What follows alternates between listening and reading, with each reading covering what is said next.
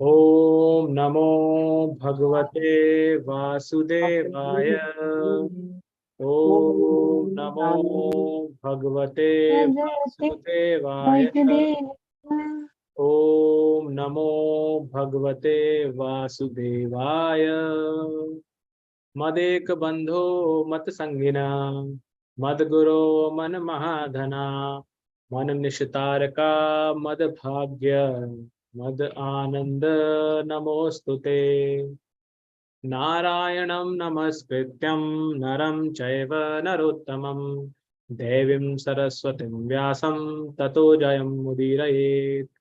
नष्टप्रायेषु अभद्रेषु नित्यं भागवत सेवया, भगवती उत्तमा श्लोके भक्तिर्भवती नैष्ठकी। हरेर्नाम हरेर्नाम हरेर्नाम एव केवलं, कलौ नास्ति एव नास्ति एव नास्ति एव गतिरन्यथा।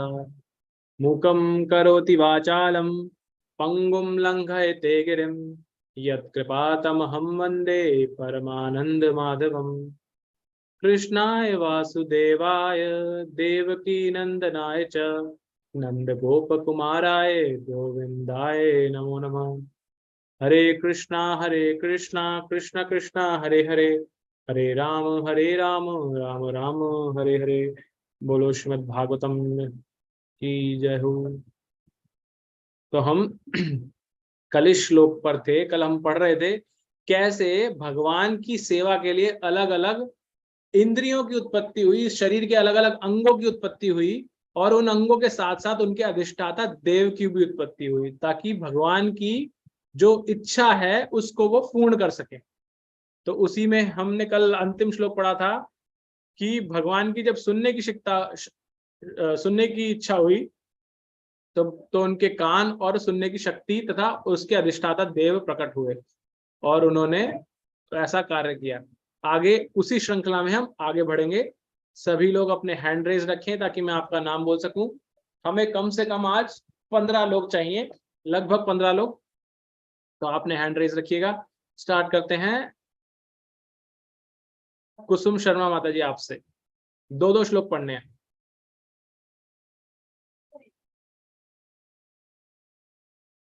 कुसुम शर्मा माता जी। तात्पर्य पढ़ना है ना? हाँ, नहीं सिर्फ मीनिंग, ये बोल्ड अच्छा। में जो है बोल्ड। हाँ। जब पदार्थ के भौतिक गुणों यथा कोमलता, कठोरता, उष्णता, शीतलता, हल्कापन तथा भारीपन को देखने की इच्छा हुई, तो अनुभूति की पृष्ठभूमि त्वचा, त्वचा के छिद्र, रोम तथा उनके अनिष्ठाता देवों वृक्षों की उत्पत्ति हुई। त्वचा के भीतर तथा बाहर वायु की खोल है, जिसके माध्यम से स्पर्श का अनुभव होने लगा।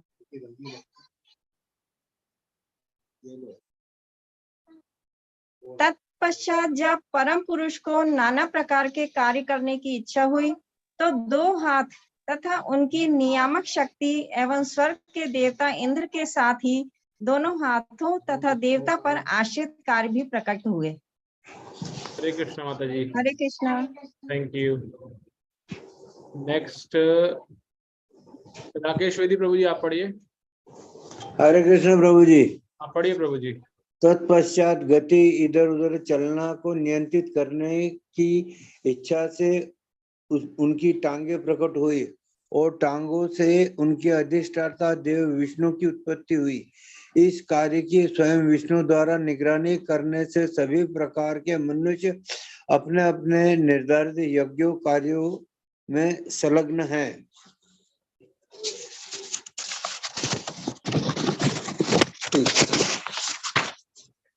तत्पश्चात काम सुख, संतान उत्पत्ति तथा स्वर्गिक अमृत सुख के आस्वादन के लिए भगवान ने जनेन्द्रियां उत्पन्न की।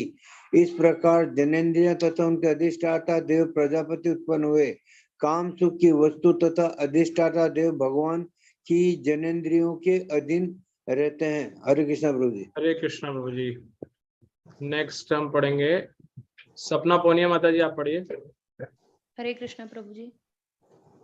तत्पश्चात जब उन्हें खाए हुए भोजन के मल त्याग की इच्छा हुई, तो गुदा द्वार और फिर वायु इंद्रिय और उनके अधिष्ठाता देव मित्र विकसित हुए। वायु इंद्रिय तथा उत्सर्जित पदार्थ के ये दोनों अधिष्ठाता देव के आश्रय में रहते हैं। तत्पश्चात जब उन्हें एक शरीर से दूसरे में जाने की इच्छा हुई तो नाभि तथा अपान वायु एवं मृत्यु के एक साथ सृष्टि हुई। मृत्यु तथा अपान वायु दोनों का ही आश्रय नाभि है। हरे कृष्ण प्रभु जी। हरे कृष्ण माता जी। नेक्स्ट मनोरमा माता जी, आप पढ़िएगा।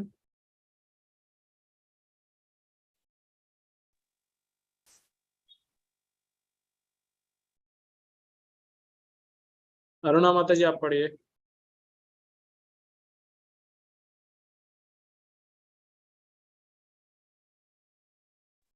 हरे कृष्ण। हरे कृष्ण।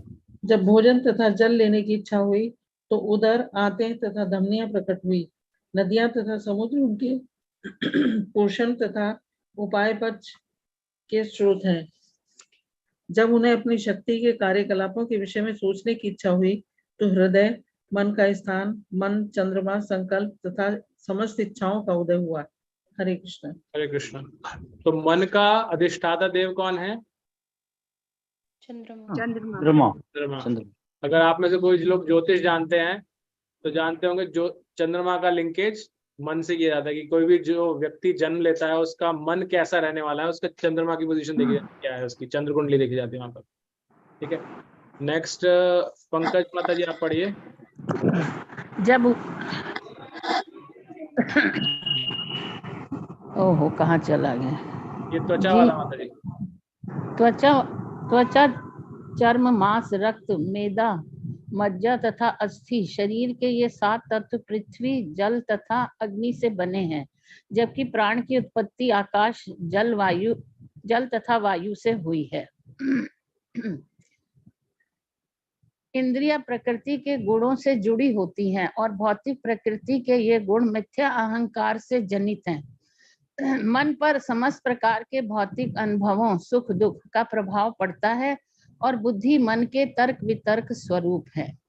हरे कृष्ण माता जी, थैंक हरे यू। कृष्ण प्रभु जी। नेक्स्ट अन्नपूर्णा पूरा।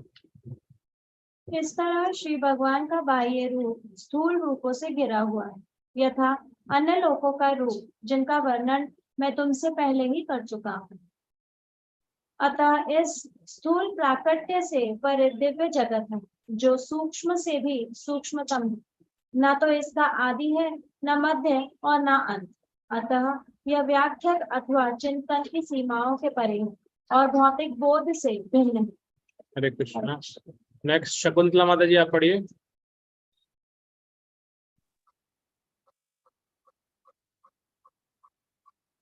हरे कृष्णा प्रभु जी।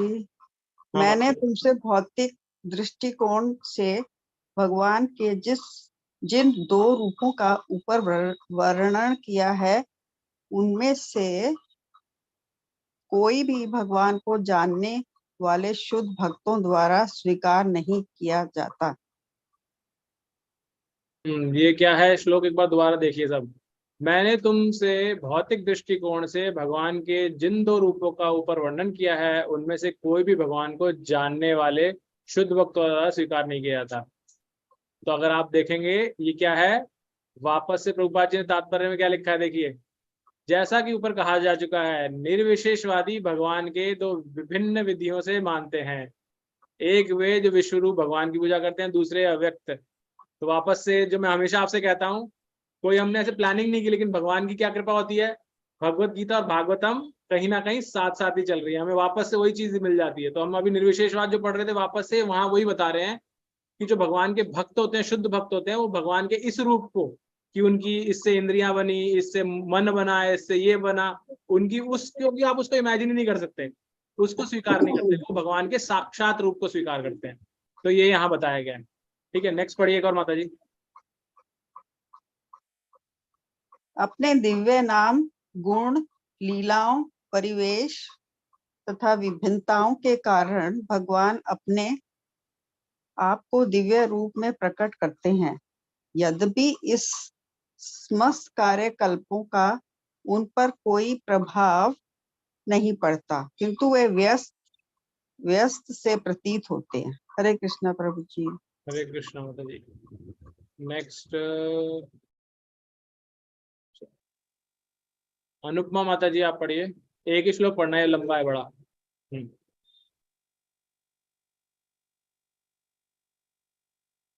हम पढ़े।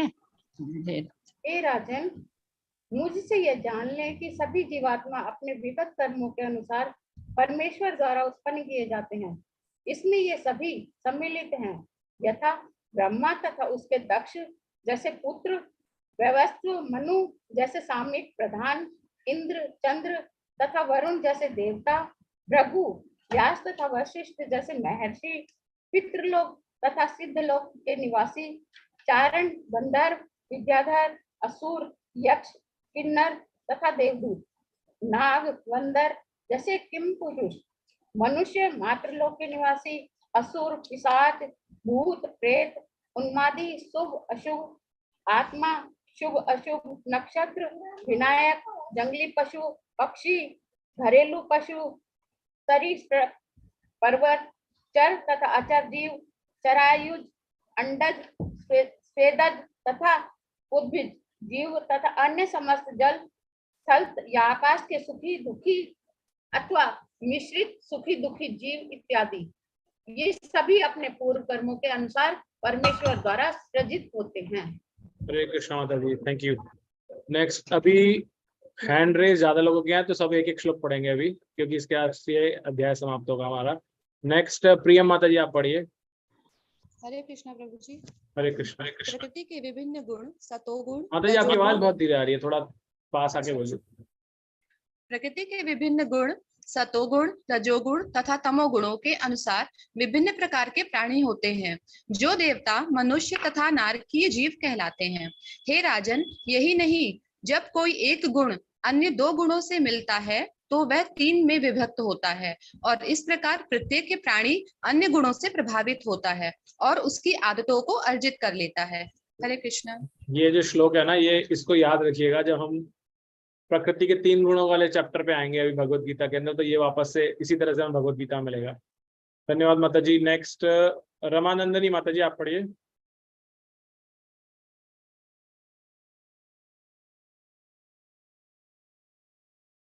पुष्कर प्रभु जी आप पढ़िए माता जी। आगे माता जी, हाँ बोलिए। कृष्णा, वे भगवान ब्राह्मण में सबके ब्रह्मांड में सबके पालक रूप में सृष्टि की स्थापना करके विभिन्न अवतारों में प्रकट होते हैं और मनुष्यों, अमानवों तथा देवताओं में से समस्त बुद्धिजीवी जीवों का उद्धार करते हैं। थैंक यू माता जी। हरे कृष्णा। पुष्कर प्रभु जी आप नेक्स्ट पढ़िए। हाँ प्रभु। तत्पश्चात युग के अंत में भगवान स्वयं संहार करता रुद्र रूप में संपूर्ण सृष्टि का उसी तरह संहार करेंगे जिस प्रकार वायु बादलों को हटा देती है। थैंक यू प्रभु जी। कल्पना माता जी आप पढ़िए नेक्स्ट। जी प्रभु जी। बड़े बड़े तत्वज्ञानी पूर्ण पुरुषोत्तम भगवान के कार्यकलापों का ऐसा ही वर्णन करते हैं, किंतु शुद्ध भक्त भावातीत दशा में ऐसे रूपों से भी बढ़कर महिमामय वस्तुएं देखने के अधिकारी होते हैं। हरे कृष्णा। हरे कृष्ण।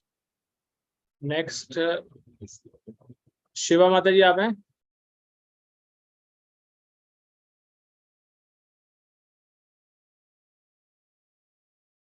भौतिक जगत की सृष्टि तथा संहार के लिए श्री भगवान द्वारा किसी प्रकार का प्रत्यक्ष कौशल नहीं किया जाता। उनके प्रत्यक्ष हस्तक्षेप के विषय में वेदों में जो वर्णित है वह केवल इस विचार का निराकरण है करने के लिए है कि भौतिक प्रकृति की सृष्टा है। हरे कृष्ण माता जी, थैंक यू। नेक्स्ट ज्योति माता जी आप पढ़िए।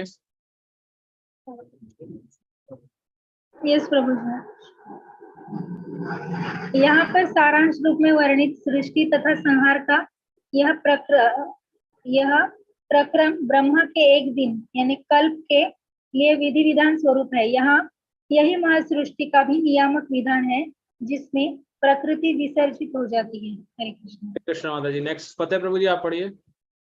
हरे कृष्ण प्रभु जी। हे राजन, आगे चलकर मैं काल के स्थूल तथा सूक्ष्म रूपों की माप का उनके विशिष्ट लक्षणों सहित वर्णन करूंगा, किंतु इस समय मैं तुमसे पद्मकल्प के विषय में कहना चाहता हूँ। हरे कृष्ण प्रभु जी। हरे कृष्ण। यहाँ पर ये सारे कल्प बताए गए हैं। ब्रह्मा के 30 कल्प क्या होते हैं यहाँ पे दे रखे हैं तात्पर्य के अंदर, किसी को इंटरेस्ट हो तो आप पढ़ सकते हैं यहाँ पे। नेक्स्ट कालीचरण प्रभु जी आप पढ़िए। हरे कृष्ण।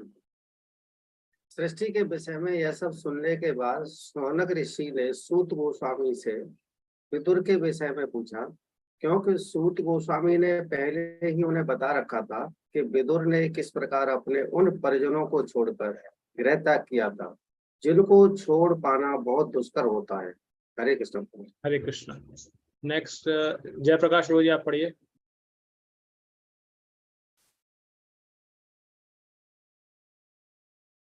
अच्छा तो पढ़िए प्रभु जी, म्यूट है आप। शौनक ऋषि ने कहा, आप हमें बताएं कि विदुर तथा मैत्रेय के बीच अध्यात्म पर चर्चा हुई। विदुर ने क्या पूछा और मैत्रेय ने क्या उत्तर दिया? कृपा करके हमें बताएं कि विदुर ने अपने कुटुंबियों को क्यों छोड़ा था और वे पुनः घर क्यों लौट आए।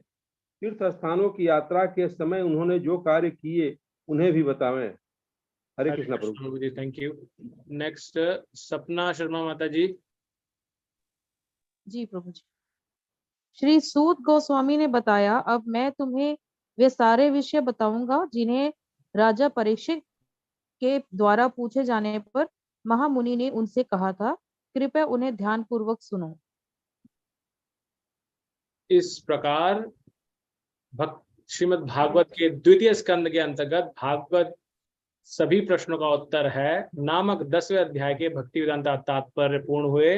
बोले श्रीमद् भागवतम महापुराण की जय। और इसी के साथ हमने हमारा दूसरा स्कंद जो है वो भी पूर्ण कर लिया है आज। तो आप सभी को बहुत बहुत साधुवाद, बधाई। ठाकुर जी की कृपा थी जिसकी वजह से हम ये पढ़ पाए साथ मिलकर के।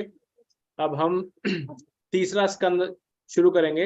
हो सकता है हम बीच में शायद कुछ गैप लेके स्टार्ट करें, इमीडिएटली स्टार्ट ना करें, तो मतलब जल्दी करेंगे बट इमीडिएटली मंडे से नहीं, उसके बाद थोड़े दिन बाद स्टार्ट करेंगे उसको।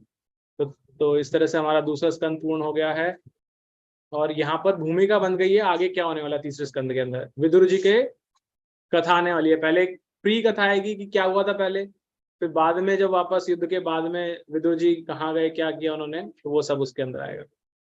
ठीक है। तो अगर हमारे साथ हमेशा की तरह कोई भक्त जो जुड़े हैं रिसेंट कुछ टाइम में, जिन्होंने अभी तक इंट्रोडक्शन नहीं दिया है, और अगर वो इंट्रोडक्शन देना चाहते हैं, अपना नाम और स्थान बता सकते हैं सिर्फ, तो इस तरह से आप बताना चाहें। प्रभु जी दंडवत प्रणाम। हरे कृष्णा। यस माता जी। हाँ माता जी, आप कौन, क्या नाम है माता जी, आप कहाँ से बोल रहे हैं? दंडवत प्रणाम प्रभु जी। दंडवत।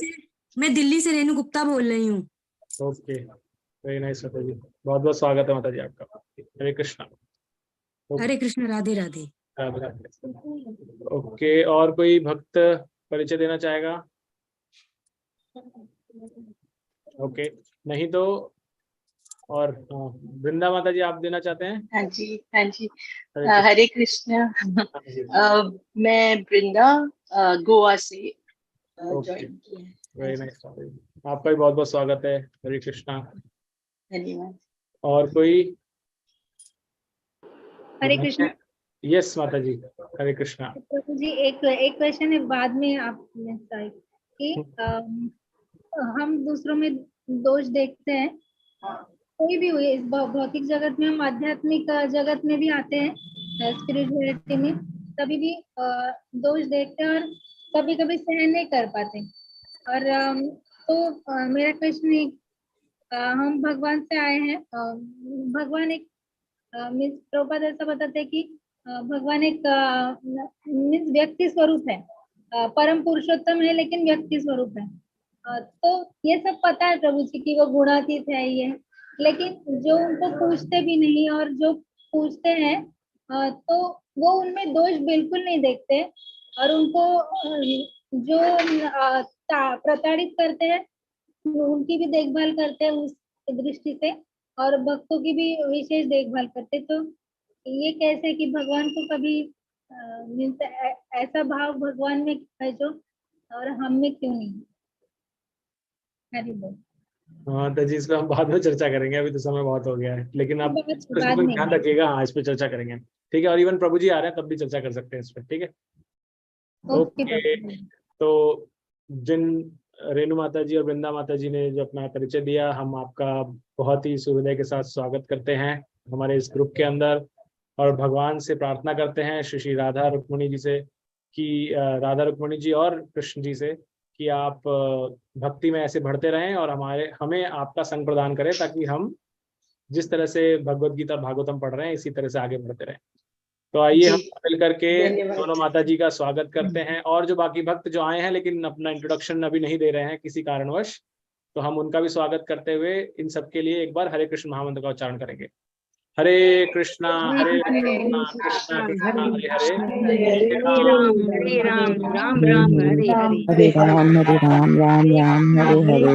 कृष्ण हरे हरे, हरे राम राम राम हरे हरे। पुनः एक बार आप सबको याद दिला दूं, मंडे को आप अवश्य जुड़िएगा सभी।